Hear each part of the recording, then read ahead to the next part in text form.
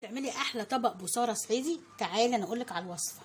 معايا ربع كيلو فول غسلته حلو قوي، ومعايا بصلايه، ومعايا توم قد كده، وهحطهم على النار. اول لما يغلوا هوطي النار عليهم علشان ما تبقاش خفيفه، الميه مش كتيره كده. لو عايزه ميه زوديها ميه سخنه، ما عايزتش اول ما تغلي وطي عليها النار. الفول استوى اهو، بقى من المنظر ده كده. انا ما حطيتلوش ميه خالص، كنت مهديه عليه النار. هضربه بقى في الخلاط. الفول في الخلاط بشويه ميه صغيرين قوي عشان ما يبقاش خفيف. معايا هنا كمون، شطه، ملح، معلقتين ملوخيه ناشفين.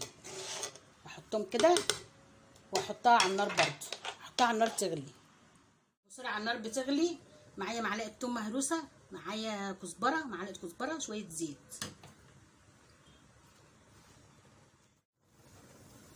يلا احلى لايك، احلى لايك للبصاره الجميله دي.